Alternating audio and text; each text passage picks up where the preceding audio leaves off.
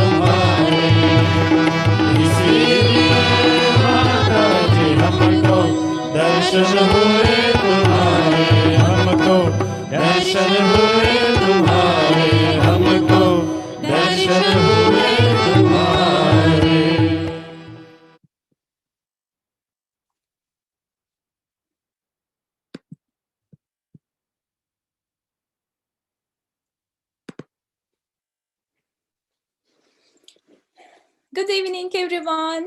Welcome another musical night with the meditation. For as we do every Tuesday, we invite many different Sahajogis from the different countries with their music, with their talent. But the main thing is actually to listen their Sahaj journeys, and this is very excited for all of us.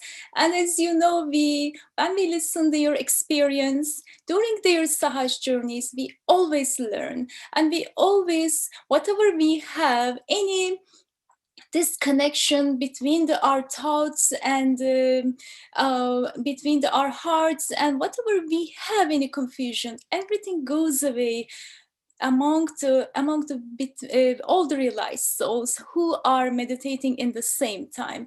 And this is a beautiful thing and beautiful experience, because whenever we are not able to get the answer when we listen the any experience in their Sahaj journeys, that darkness, that illusion, that confusion, or this integration, whatever we have in our mind, and it disappears, as like we all have, as you know, we all have are the realized souls. We have the light within us, which is in our heart, which is the spirit, and which is the reflected all pervading divine power, which is a reflection of him. But sometimes what we have, the light within us, is sometimes is not able to enough, that the light that we are able to see the reality. But there's so many realized souls, when they come together and think about that, so many lights in the same time, and they are meditating, we see the reality within us. That is the beautiful thing, beautiful experience.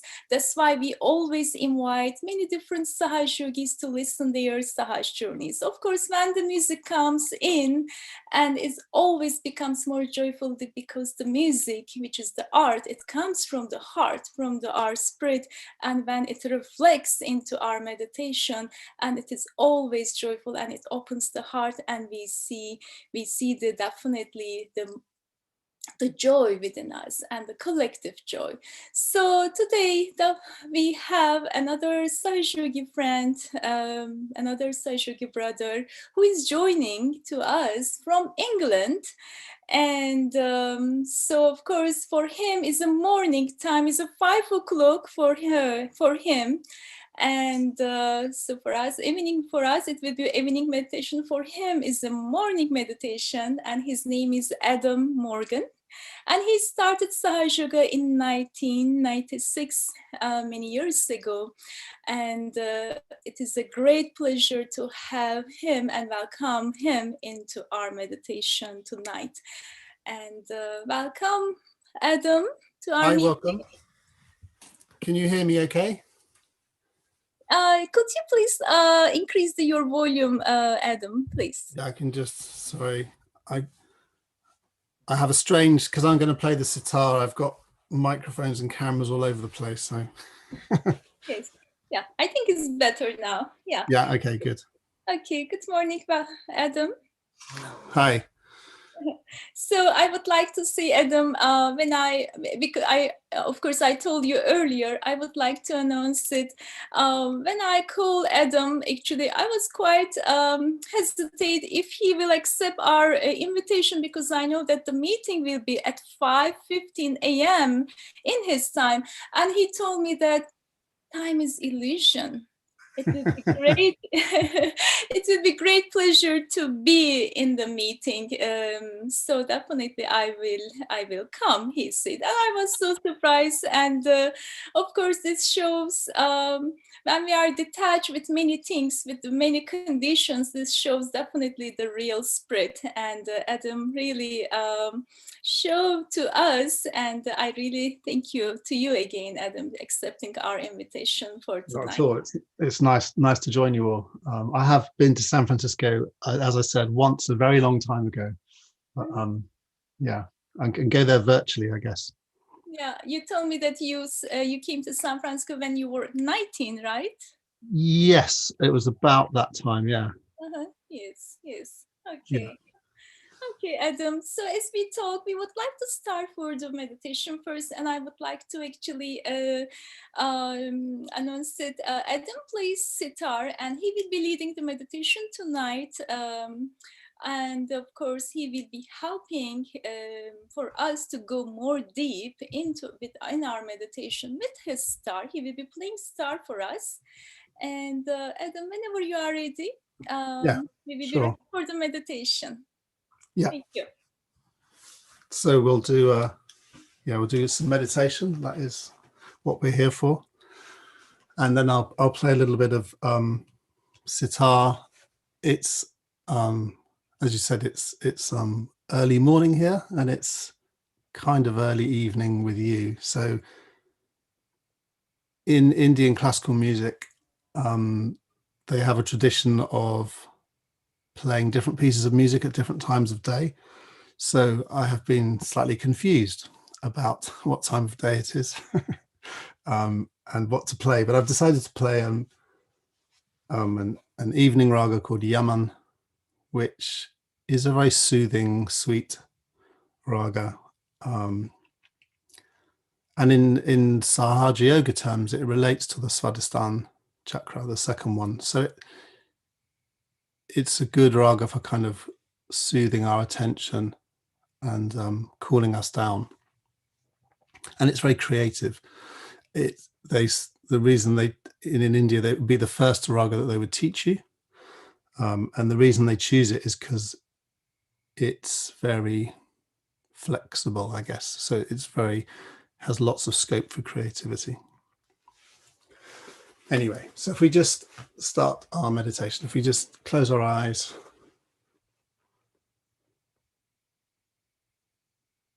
and just bring our attention inside, just for a while, bring our attention away from the day.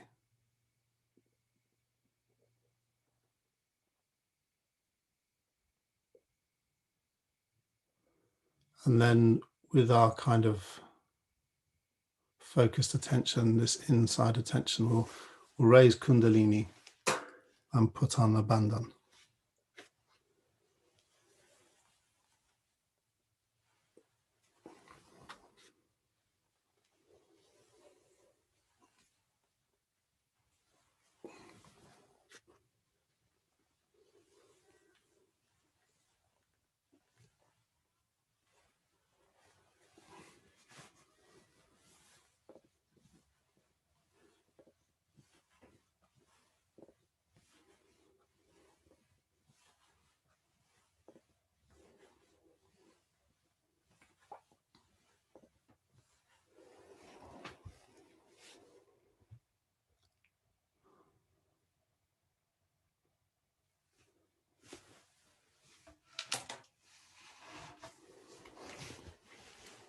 So we can start by putting our attention on the earth, on the Mother Earth. And if you're sitting on the floor, you can put your hands on the floor, palms down. If you're on a chair or a sofa or something, you can just let your hands fall by your side.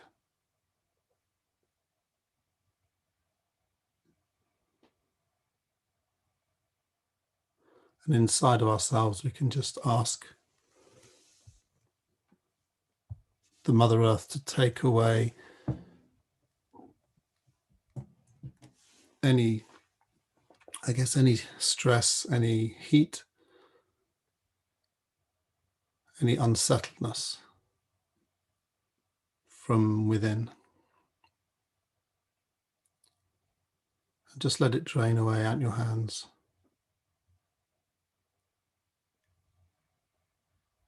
And into the Mother Earth.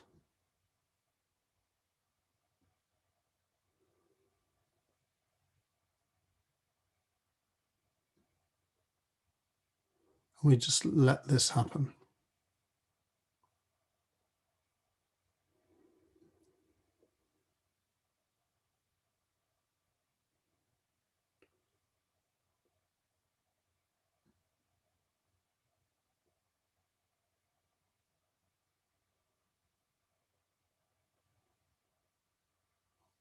All the time, keeping our attention as much as we can away from our thoughts and inside.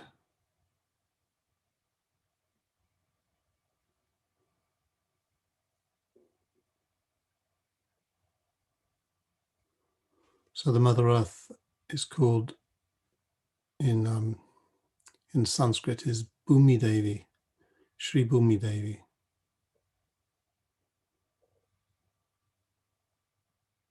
So we could just say within ourselves, Shri Bhumi Devi, please remove all blockages within me.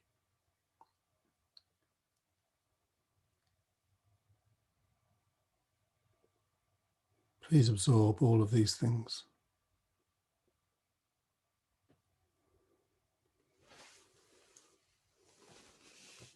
Then if you bring your left hand up onto your lap, you can leave your right hand on the floor. or pointing at the floor.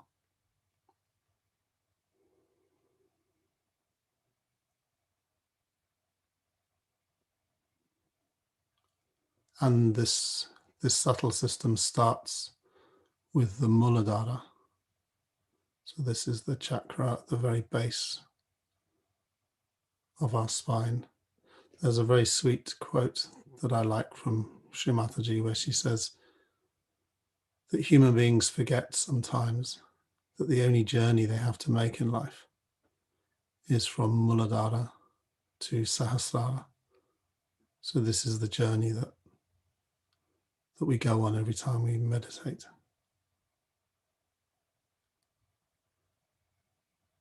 So if we put our attention at the beginning of this journey on the Muladhara,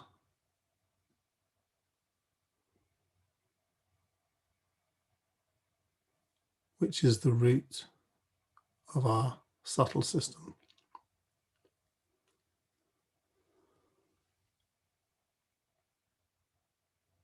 And it's the home of our innocence.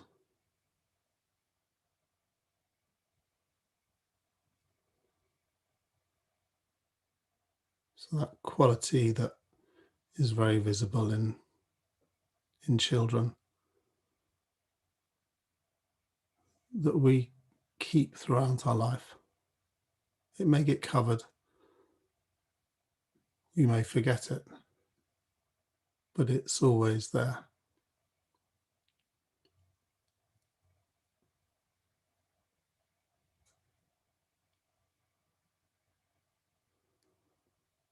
And the personality or the divine manifestation, I suppose, if you like, of this quality is a deity called Sri Ganesha. He's the son of Shiva and Parvati.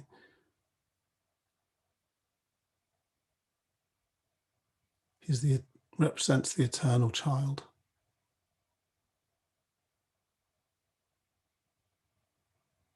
One of his names is Vigneshwara, which means the remover of obstacles.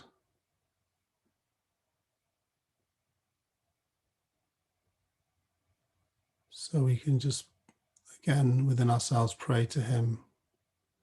Sri Ganesha, please remove all the obstacles to the rising of the Kundalini.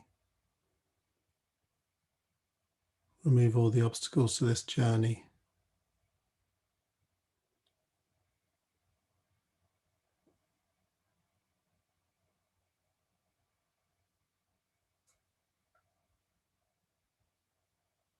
You can gently raise your attention from your Muladhara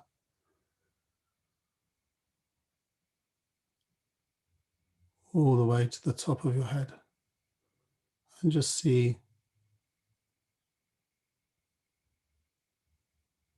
how easy that is, how easy it's to leave your attention on the top of the head, a little bit of your attention in the Sahasrara.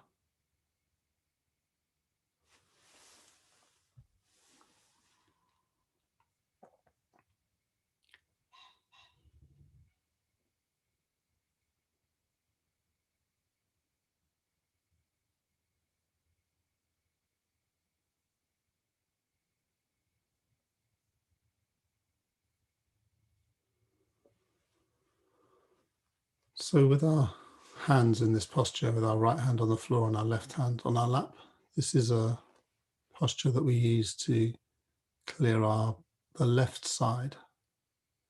So as I'm sure you know, we have these three channels within us. Our Ida Nadi, Pingala and Shushumna. So this left, the right and the center. So this left channel corresponds to our emotional life.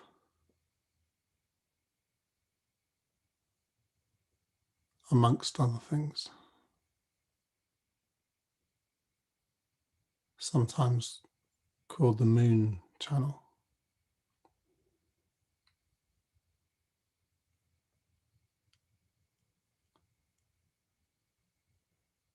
And this posture settles our emotions.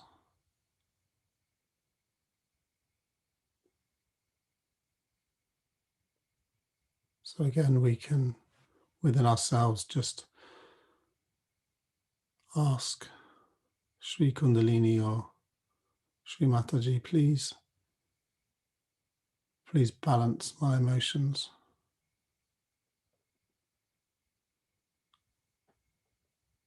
Please take away any emotional difficulty or stress.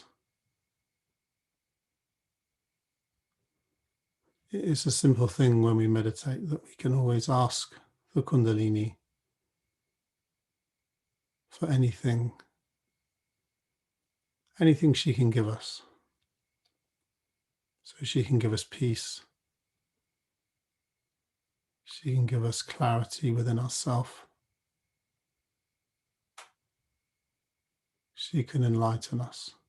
So any inequality we can ask when we meditate.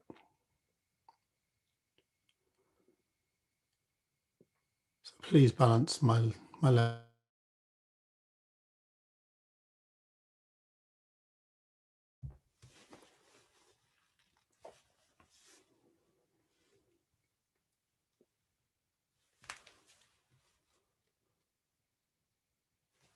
And we can bring our right hand back on our lap and point our left hand upwards.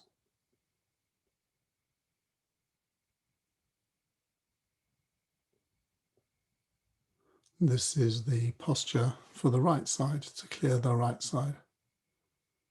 It's our sun channel.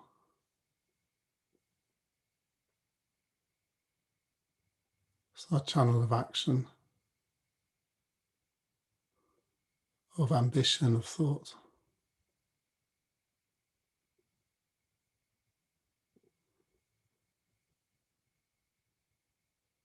So again, here we can just within ourselves ask Shri Kundalini, Shri Mataji, please balance my emotion. Please balance my actions. Please balance the action within me.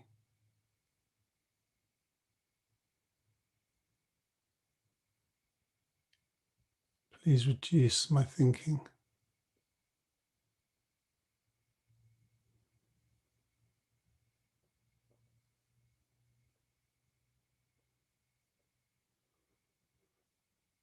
And again, we just let this process work within us. This posture helps to do this.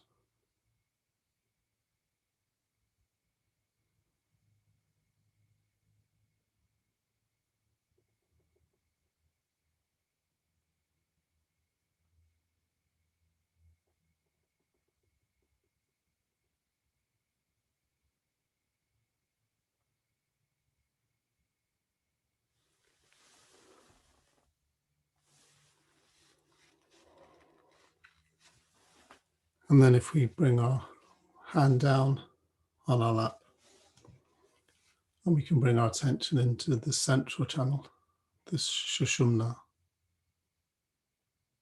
It's the only channel that goes up to the Sahasrara.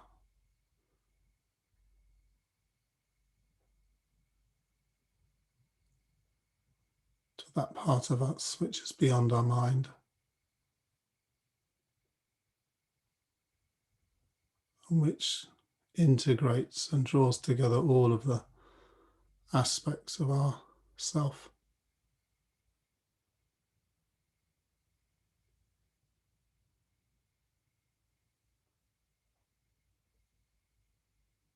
You can, in your attention, just draw yourself up from the Muladhara through this center of your body, the Shushumna, to the top of the head, to this Sahasrara chakra.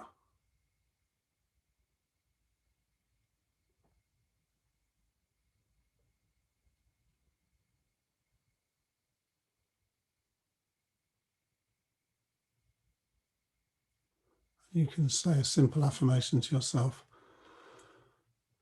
Shri Mataji, Shri Kundalini, please establish my self-realization.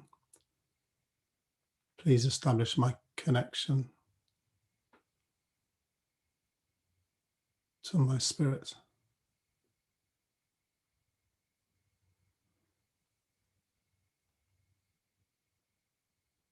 And just sit and try and let your attention stay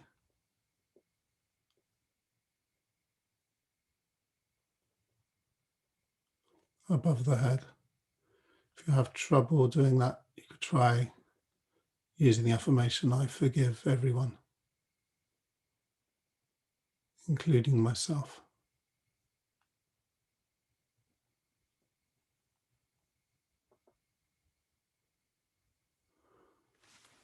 And just see if you let your attention, you can't force our attention into Sasara, but just see if we can let it be drawn there by the Kundalini.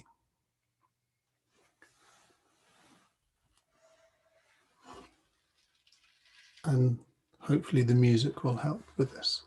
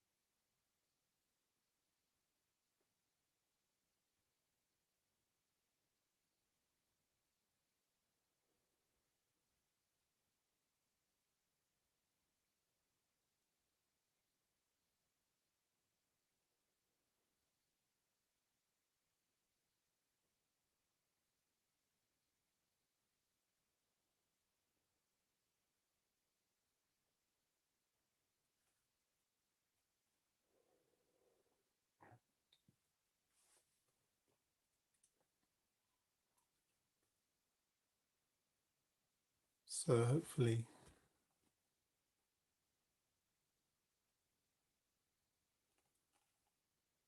you have been able to feel that silence within yourself.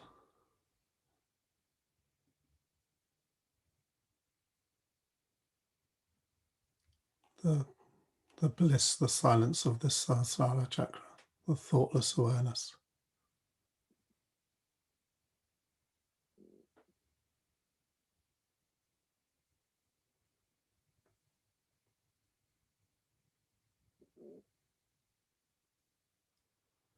And this is kind of the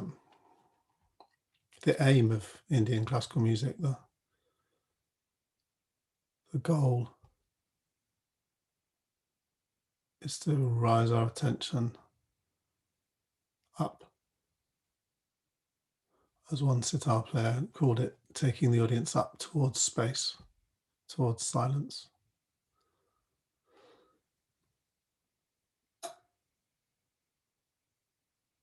And so San Francisco is a great home of Indian classical music. Again, sure many of you know more than me, but there's the Ali Akbar School there and lots of great musicians have taught there as well.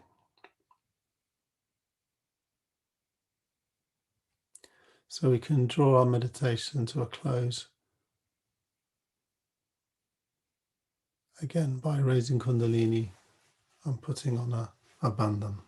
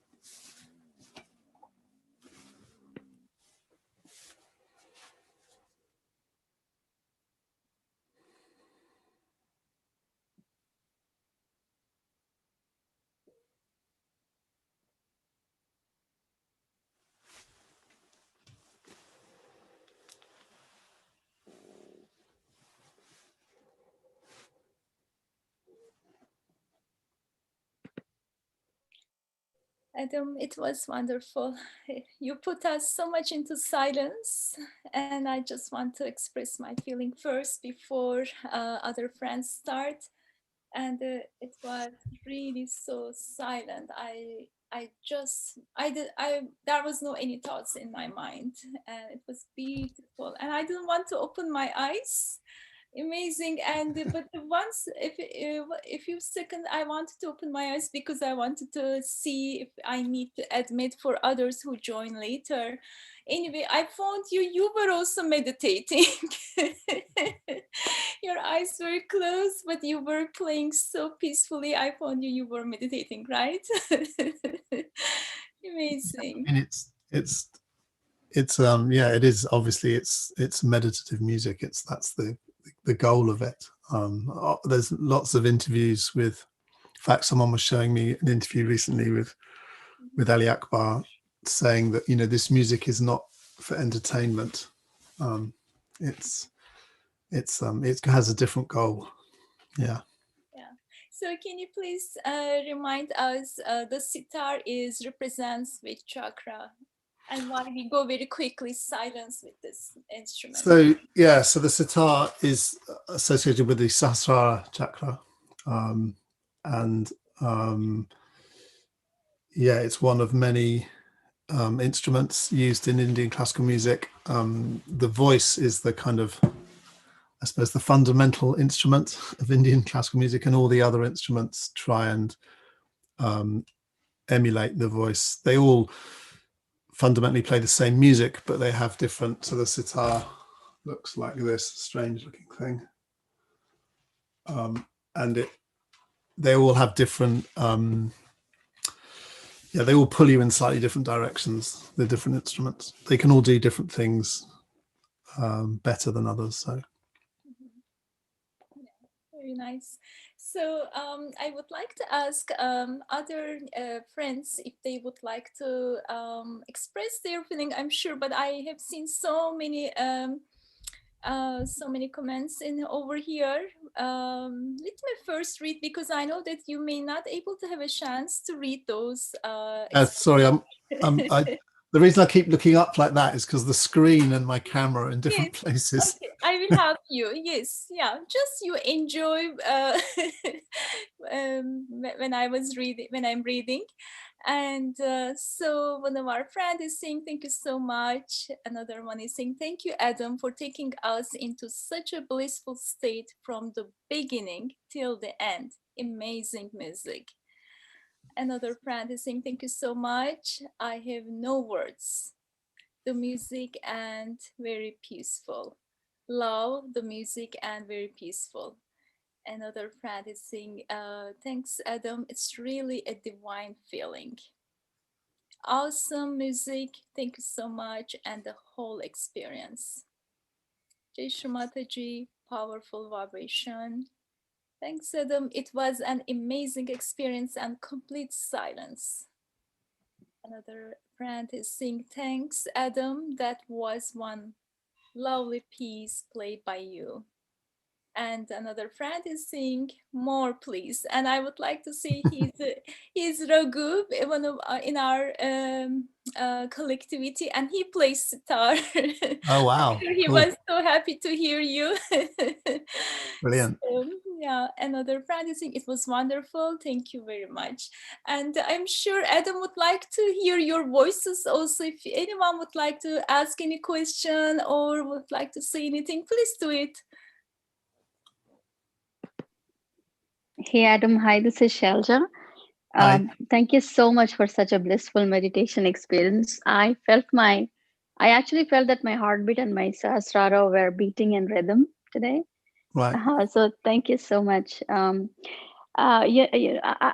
we all acknowledge that, it's the blessing of the lotus feet that, is working things out for all of us. But if somebody aspires to learn this instrument, how long would it take, for someone to reach the level? I mean, you played such a long piece and it was flawless, right? So how Uh, long does it take, Well, as we started off, didn't we, with my quote, "Time's an illusion," and I think that I'm not. I mean, it's a process. It's just a journey that you go on with the music. I think in the beginning, obviously, it is more difficult, and you're more concentrated on the fact that it's hard to play things that you enjoy yourself. But actually, you never. There's no end point. I mean, in terms of myself, I consider myself a very basic sitar player. There's some of the people that you listen to, some of their virtuosity and their musicality is hard to reach to. So I think actually it's just about enjoying the process. There's an old saying. This might I don't know if this will help you or not, but there's an old saying in India that they say after 10 years you might please your friends with your playing, and after 20 you might please yourself.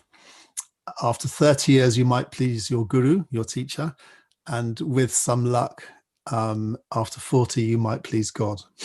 So it's a lifetime. I think it's just a lifetime's thing. For me, it's been a great companion alongside.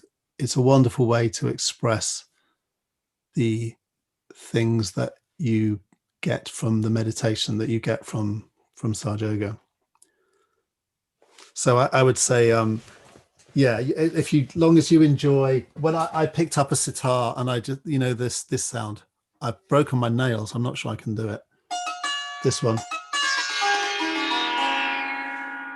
Just that sound in the beginning. If you have a nail, it's very easy. I broke my nail, so it's not working. But that just drew me in. I thought, wow, oh, and it's just something that has been really like I said, a great companion. I Thank don't know you. if that Such a answers your. such a humble answer, Adam. I know that it's a very tough instrument. That's what I've heard from almost It's. I everybody. mean, Yeah. it is a tough instrument, but then they are music's tough. I mean, instruments are tough to play. When you hear people who are good at instruments, it's taken them, it's years. It's just a devotion of their time. When you go to a concert and you hear someone, you're really hearing 30, 40 years of practice. So, but it's about enjoying it, I think, for me. Thank you so much.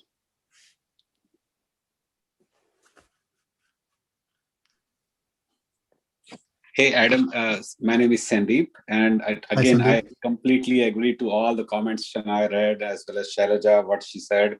It was awesome performance you did. And when I was meditating and while you were playing those notes, one thing struck my mind, because I've seen, I will correlate this kind of music also to a form of art called Bharatnatyam. You must have heard this. It's like a dance thing. And I have seen small girls perform on stage and they give expressions on their faces to convey some theme. Same way I felt that your sitar was talking. Literally, it felt like the sitar is talking something back, telling a story. So it was so mesmerizing, so I really enjoyed that. It was kind of talking back to me. It felt like it's like coming home and telling that this is what happened the day and all that. It was so good. Well, that's very nice to hear, because that's very much, I feel, how it should be. There's a sitar player called Arvind Parekh, who is in Mumbai, and he gives a very nice way of describing Indian music, and he talks about the different notes almost being, well, he talks about it a bit like writing, saying that there are sentences and there are letters and they form a story. And so if you have say, I don't know, like a note, say like ni, so if you think of it like a person if you were talking about me or you could either just directly say who we are, or you could talk about our neighbors, couldn't you, and where we live, and then eventually come to us. So it's the same. If you want to show this note, you can show it, different ways.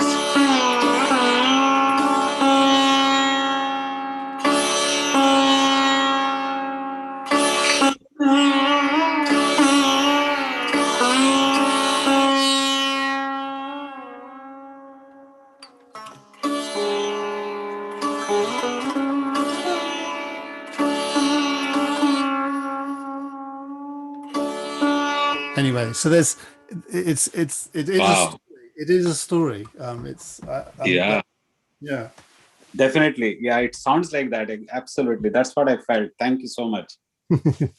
Thank you. Oh, wow, thank you very much. Yeshimata, it's amazing. Wow. Thank you very much, Yeshimata. But anyone that has any desire to play Indian music, I'd definitely say, if I can do it, anyone can do it. So I think I would definitely encourage anyone. It's a very nice thing to have. Yeah. It's wonderful. Everything, the meditation too. Oh, wow. I enjoy it, everything. Good. Thank you. Thank you. Yeshimata.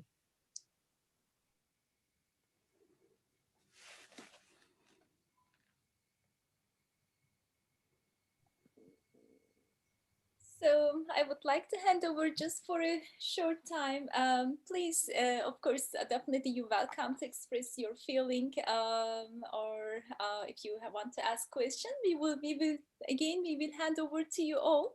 And right now, we would like to hear the journey of Adams in Sahaja Yoga. So I know Adam, you started Sahaja Yoga in '96, and you are a clinical psychologist. But please tell before how you started Sahaja Yoga and what brought you And yeah, Sure. love to hear from you. Okay. Well, that could be another long story. I'll try not to make it too long and boring. So yeah, I grew up kind of in London, and like all of us, I was seeking. What was I seeking? I mean, I think I was seeking something more in life. I guess when I was at school, I quickly became aware that the little hamster wheel that you were on was never going to stop. So you did one set of exams and then you did another, and it just seemed to go on forever. And I just thought, well, there must be more than just than doing all of this study and passing things, and when's it going to stop? And there must be more to life than this.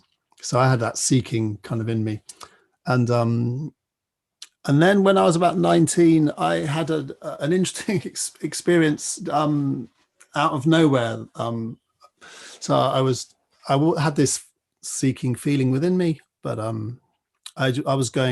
went out with this kind of sense of seeking within me, and I was just sat on a tube train in London, and I had some kind of internal something happen where I basically I was aware that I lost all desire somehow, and so that I felt completely satisfied, and I could have sat on that tube train for all eternity and I'd have been completely fulfilled, and I lost all fear, all insecurity. So I felt completely safe. Not that I was frightened at the time, but I was aware that, yeah, I wasn't feeling as secure as it was possible to. And this was, I mean, it sounds boring in words, or maybe it doesn't, I don't know, but it was completely transformative. I felt like I'd woken up and that I'd been kind of asleep all my life, and that I could, it's a bit of a cliche, but I felt like I could see. My vision felt much clearer, and anyway, so this experience really confirmed to me that there is definitely something within us that we can achieve.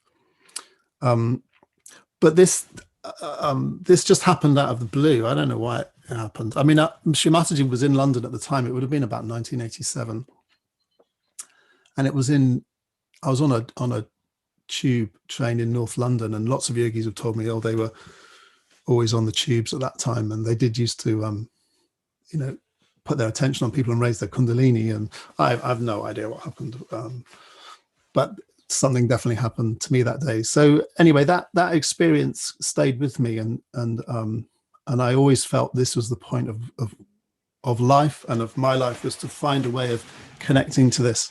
And I'd read bits by people like William Blake and other bits of scripture and things, and I felt I could understand what they were saying, but I had no way of, I couldn't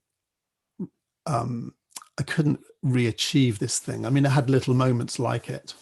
So the years went by, and I went off and studied a psychology degree, which was not so enlightening, if I'm completely honest with you. I was a little disappointed in it in many ways, and then I at the end of my degree, I kind of thought, you know what, you're going to have to do something about this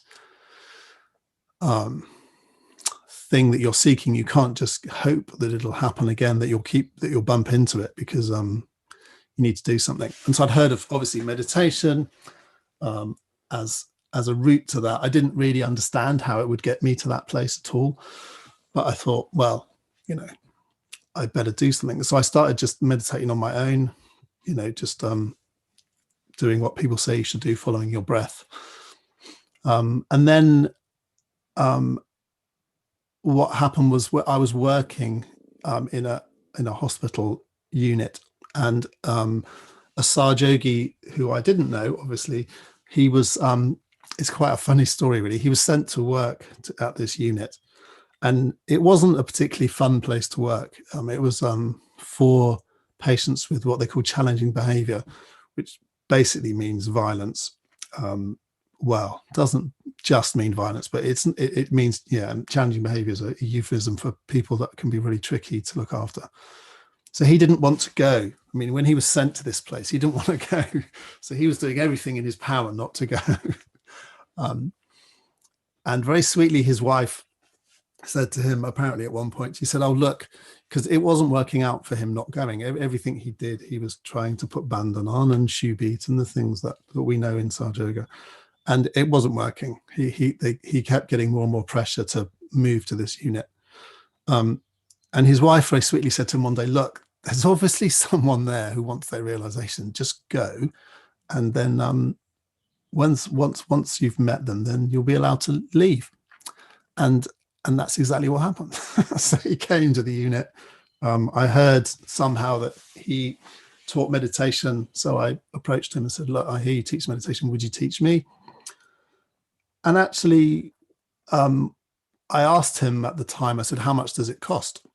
And he smiled and said, well, no, I don't charge for this. He said, you can't pay for it. Money doesn't have anything to do with it. And for me, I mean, personally, that was the first time I thought this might actually be something worthwhile, because I knew that what I'd experienced was, I mean, if you had that, what did you want money for? I mean, money was nothing, was the dust on your feet compared to this wonderful thing that we have within us. So that was the first, because I'd seen, other things you see around it, and, courses here and there, and they want £40 here and £50 there. And I always remember thinking, well, you can't have what I'm looking for, because if you've got what I'm looking for, it wouldn't be so cheap. I mean, you wouldn't want £30 for it. You'd be the luckiest person alive. So anyway, so that's it really. I started practicing Sahaja Yoga, and I guess it was a journey from there to establish. First of all, it was a journey to realize that Sahaja Yoga was what I was looking for, that it took me to this place within myself that I'd found previously, and that it gave me a set of tools, I guess, or whatever the word is, to be able to stay in and approach that state of mind. And then music became part of that as well for me. Indian classical music. I was very enamored with the music when I was going to pujas and things. I was amazed at the music that I was hearing. It seemed somehow different to me, more vibrant. And so, music became part of that journey. And me going in to events with Sri Mataji, I suppose the first time I kind of really experienced that this was the same as the thing I'd felt on the tube train, was at an event with Sri Mataji, and I kind of was able to go into, what we call thoughtless awareness properly, and feel the joy and because on that train, what I didn't say was it was enormously joyful. That experience, I was actually had tears running down my face from joy, because I was emancipated. So I had that same experience, obviously, in Sahaja Yoga, and it was like, oh, okay, this is exactly. It was like coming home. Really, it was very emotional, actually, for me. I think, and so I've been practicing Sahaja Yoga since then, and meditation, even at 5 o'clock in the morning, is a lovely thing.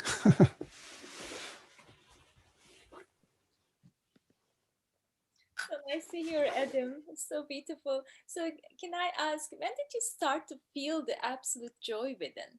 You got your realization from your friends. Well, And what made you I think in the beginning, well, I can remember. So it was 96, wasn't it? And then I was working in this hospital unit, and then I got a place on the doctoral program for clinical psychology.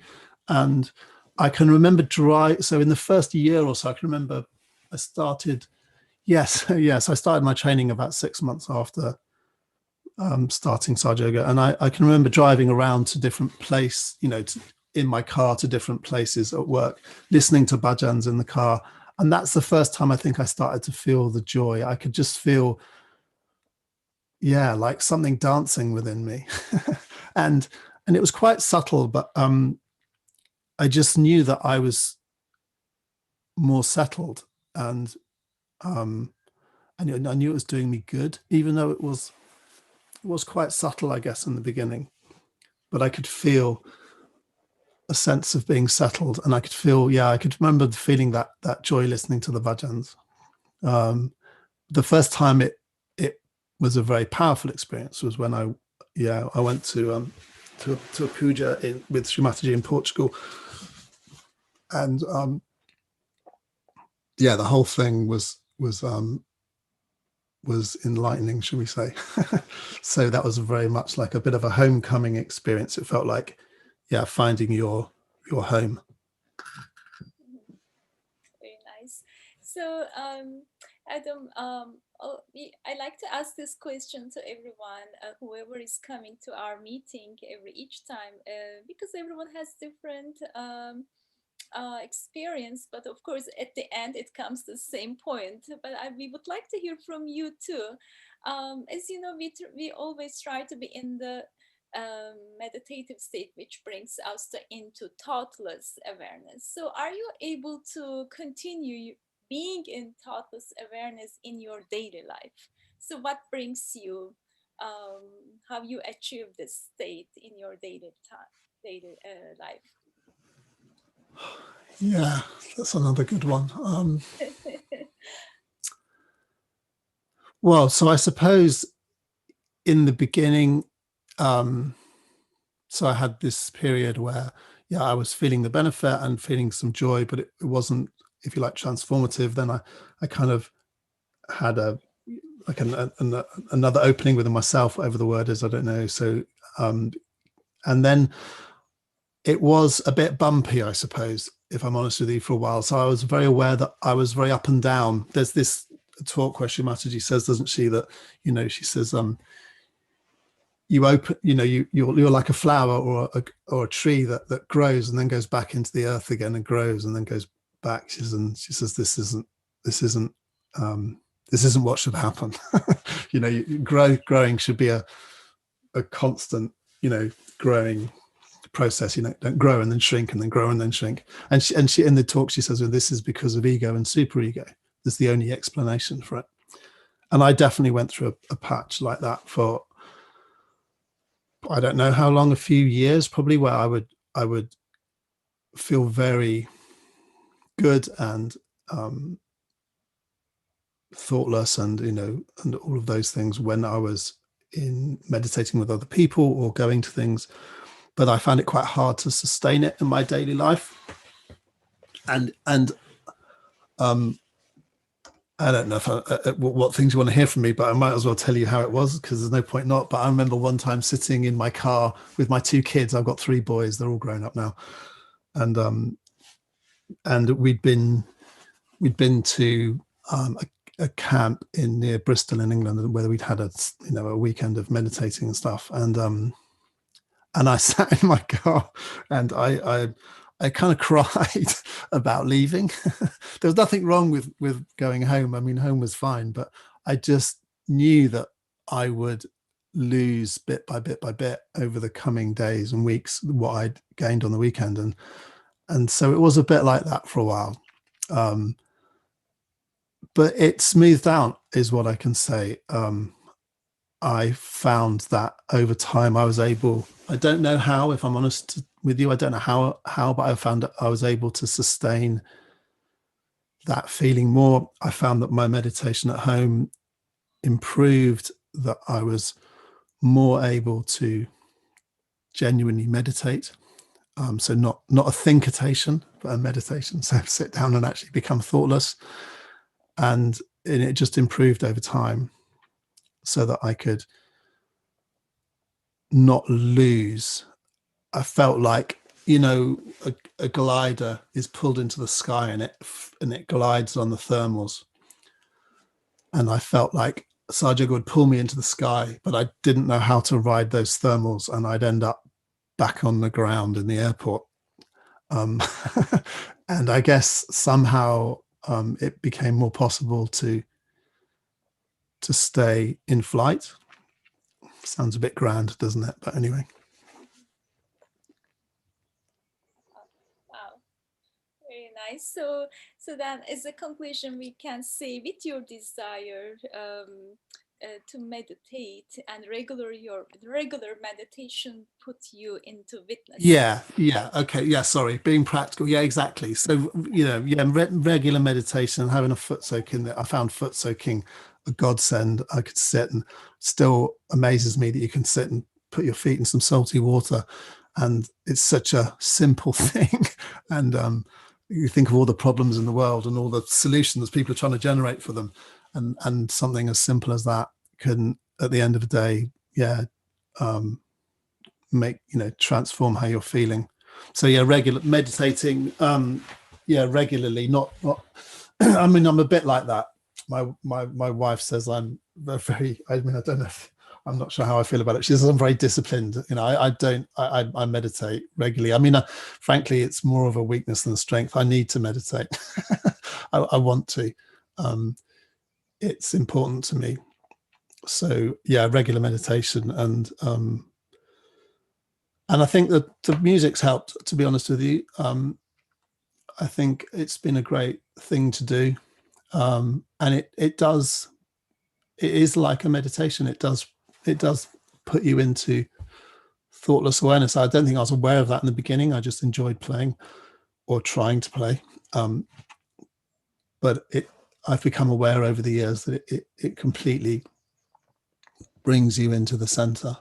You have, it's an improvised art form, you see. So you what I just played and whatever's played in Indian music, it's improvised. It's not written down. It's not fixed. So you have to be, it's best to be thoughtless in order to be that spontaneous and to be creative. So it's also very, very helpful, I think. So, Shana, one question for Adams, if it's okay. Please, yeah. Raghu, please go ahead. Hello, Adams. I'm Raghu. Hi. Hi. Very nice of you to bring upon all these things. I remember you said you are into psychology or things, Yeah. right? Yeah, that's so my profession. Definitely, yeah. So definitely, Sri Mataji has always said that Sahaja Yoga has many aspects. It has like meditation, music, and it also has scientific aspect. So I thought, who better than you to say in scientific terms, like what regenerate a little bit, not too much scientific, but at least scientific aspect of Sahaja Yoga. Yeah. So I mean, science is apparently a method for finding the truth. So they, you know, the scientific method is a logical, rigorous attempt to understand various things, and I guess psychology tries to be scientific. And so yeah, I did I did my undergraduate degree, and it was after that I started to be active about seeking, I suppose. Whereas before after this experience, I'd been rather passive because I thought I'd kind of found what I was looking for, but then realized that I might have found it, but I'd rapidly lost it again. And so as part of my doctoral course, we had to do some research. So I certainly did, well, after, you know, coming across Sahaja Yoga, I just thought, well, actually, this would be wonderful thing to research and see, you know, does this show itself in a, if you in a research trial, would it show itself as valuable to people? I mean, I knew I'd found it valuable, but so I did actually, as part of my doctoral thesis, was we taught Sahaja yoga meditation to people referred for anxiety and depression, and compared them to so the scientific method would be you'd compare different. One method was you compare different groups of people. So we compared people that were practicing Sahaja yoga to people that were getting on a waiting list, so basically not getting any help, and then to some people doing a therapy called cognitive behavior therapy. And Sahaja yoga was the most effective in the research trial. When we pulled all the numbers out, Sahaja yoga was the most effective. It produced a significant improvement compared to the waiting list control, and more of an improvement than the CBT group. And there's been lots, hasn't there? There's been lots of research over the years. There's Dr. Ramesh in Australia, who's still, I mean, I was a bit of a one trick pony, in the sense I did that research as part of my doctoral program, and then I've been a working clinician, so I've not done further research. But there is all sorts of research about Sahaja yoga, lots of interesting functional MRI scanning studies as well, showing the change in brainwave activity when people become thoughtless. So they put stuff on people's heads to measure their brainwave activity, and then people indicate when they're going thoughtless, and they can see it on the scan. They can see the change in activity, which, I mean, I guess, if you're meditating, you don't need someone to tell you that your brain's performing differently when you go thoughtless. But I suppose it's useful to have it for everyone, to see, people that haven't experienced it, to see actually this is a thing that you can is observable, by a machine.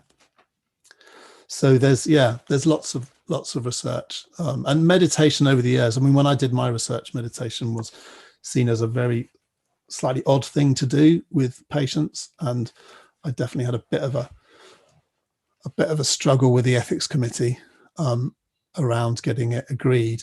But nowadays, meditation is in completely mainstream. Yeah. Let me know if there are other things you want to ask me about that. I'm not sure what to say about the scientific thing. How effortless you are. Sorry for jumping in, Adam. How effortless you are in meditation. Can you elaborate on that? How Effortless. Because we go through an effort process, right? So there is a balance in effort and effortlessness, and then being an artist. I mean, practicing. Yes, I think that will be insightful, because there's so much discipline in the work you do, and it's wonderful. I listen to you in India concerts also. Amazing. I'm a yogini, so I just wanted to you elaborate on that. Where I'm coming from. The effortlessness. I think I know what you mean anyway. I'll say what I think I know what you mean, and you can tell me if I've got it right. I mean, I know. It's an interesting thing. You're right. I mean, effortlessness. So my experience in meditation is that it's you can't achieve it through effort. In one sense, you can't. It has something that you have to let happen. The Kundalini has a drive to rise up, and in a way, we have to get out of its way to allow it to do that. So that it's more about removing blockages rather than us. And one of certainly with the music, it has to be effortless. Because why does it have to be effortless? I mean, if you can hear it, if something's really full of striving, it has a kind of a tension in it, and it's something to be peaceful and beautiful. Something has to be effortless, and certainly to play quickly. I mean, I'm not technically fantastic on a sitar, but one of my struggles with learning to play quickly was that that has to be effortless as well, which is a bit of a paradox, because there's an awful lot of practice involved, as you said, and a lot of effort, and yet that has to fall off. It has to become the only way to play with any virtuosity or any speed is to be effortless about it. There's a lovely quote from a sitar player called Nikhil Banerjee where he says something like, it's all about the practice. You have to master your technique. Technique is everything. You have to become perfect, and you have to, completely achieve that. And then he says, and then when you have done that, you have to throw it away. So there is something, you're right about, I guess it's like surrender. Yeah. You have to let there be a flow. Yeah. Thank you, because you're so experienced. I just wanted that experience to be, shared with us in a way. That effortlessness is not really in our hands, right? No, that's it's not in our hands. It's not in our hands.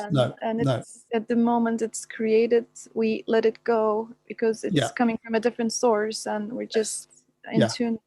Yeah, I really enjoy your music. I love the videos and all that it's going. Yes, thank you. Thank you. No, that's a very good point. It's a bit of a paradox, isn't it? It's obviously, well, it's no different with the music and with the meditation. You have to practice. It's important to practice. If you don't practice, you're not going to improve, or you're not going to learn your skill. But also, you're right that you have to also, there's something else you have to do. You have to surrender it. You have to, you can't be full of striving. It won't get you ultimately to where you want to go. It's a strange one, isn't it? You have to surrender and let it happen. It's about detachment, I guess, as well, isn't it? This kind of, on the Vishuddhi, this idea of detachment, that we have action. There's a talk somewhere where Shamachi says it's really important to be active. You must be active. You must, be working. But she says, but you have to be detached from your action. So the idea that you have to move from the left side to the right side to the center. You can't go from the left to the center. So you have to go into action, and then you have to detach and surrender that action, and that's when you can become centered. So the learning never ends. No, never. Thank you. Adam, thank you so much. This is Satish here. Really enjoyed your meditation, and also the sitar that you played. It was really so thoughtless. It brought us into that state. Now I can see there is a sun rising behind you, which is yes, I know the sun is coming up. Although it's maybe you played for us the evening raga. Why not? I did. I played the morning raga for you. I know. I was confused. I didn't know what to play, so I decided in the end it was your evening, so I was going to play an evening. So Adam, all the desires will fulfill right now. So we start with the evening raga. Now we go to morning raga. How about that? So even also I could able to hear. Maybe some of us also heard it. The birds are chirping. Yes, they are. Yeah. Yeah. So please play some morning raga if you can. Okay. Yeah. So I will play a raga called Bhairavi, which, it's a late morning raga. It's not late morning, but it's also traditionally something that you would play at the end of a performance, and it's a very sweet. It's interesting because you can play all. So in a scale, any scale, there are 12 main notes, and normally a scale is made up of 7 or less. Not always. In Bhairavi, though, you can play all 12 notes, which could sound horrible, but it's the trick is in trying to do it sweetly. So I'm going to have to retune, I'm afraid. So you're going to have to give me a couple of minutes, because there's a little way to go from where I am to get to where we need to be.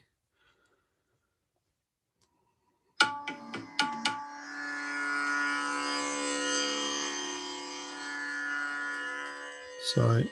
So just 2 minutes and I'll reach in.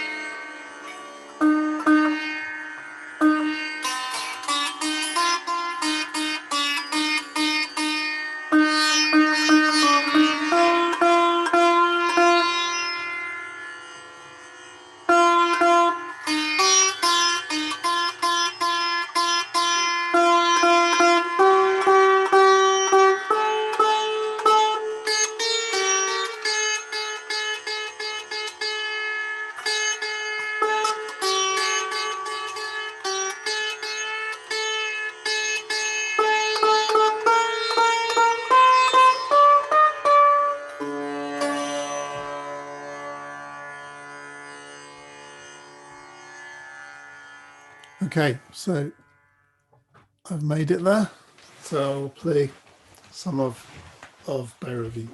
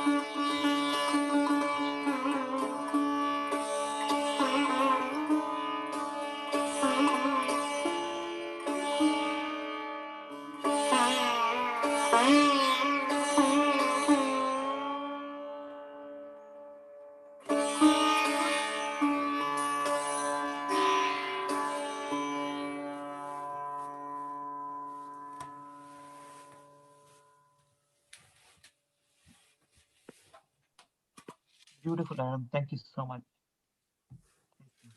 It was so beautiful, Adam. I just want to again repeat, as you know, I mean, I shared the same thing at the very beginning. You told me, and I call you, time is in illusion, and when you were playing, you put in such a state, you put us in such a state that there was no time in it. You made us like that. It's amazing. Thank you so much. But of course, I know some of us are left because of the night, but many of us are still here. So that illusion, time is illusion. The sentence that you applied to us when you were playing the star, and no one worried about the time. That's beautiful. Thank you. And you say that, as always, Shrimati just says, being detached from all the conditions. So that really, tonight I think is a very big example, being detached with everything, with all the conditions. When we were meditating, when we were listening to you, I think I believe everyone had it. Beautiful. Good. Beautiful. Thank you so much, Adam. It's such a great joy to have you. And it was wonderful the way you lead the meditation and you shared your experience, Sahaj journey, and of course the sitar was amazing. Thanks a lot for your time. Not at all. It's been a pleasure. Maybe one day I'll have to come back to San Francisco. Yes, please do it. Yeah, we love to have you here. Yeah, you have another home here and we have so many houses. But first, definitely, whenever you are coming, let us know. We will be very happy to host you. So, and I would just want to say, have a wonderful day to you. And please give our love and regards to your family, Adam. And thank you so much. Thank you so much again. And not at all. Thanks for having me along. It's been fun. Please join us again. Definitely. I know that time is not enough, Adam. I believe you have more stories with us to share. And we always ask the same things to other Sahaja friends who already joined, and they are already in our list. And definitely we will love to call you back again whenever we can. Okay. So thanks a lot again, and have a wonderful day to you. Please be safe. See you again. Yeah, see you again. Yeah, wonderful. Thank you. Thank you very much. No, again, I enjoy so much. Good. Yeah, nice. Okay, wonderful. Okay, my dear friends, thank you so much for staying this long. And I know that we all enjoyed listening to Adam and meditating. We meditate together with beautiful leading by Adam. And I just want to remind you all again, we will have collective meditation tomorrow at the same time with the same link. If you can, please join us. And I will see you next week, Tuesday, at the same time with another Sahaja friend. Lots of love to you all. Have a good night. Bye. Bye. Bye, Adam. Good night to everyone. Have a good day to you, Adam. Thank you, Angie.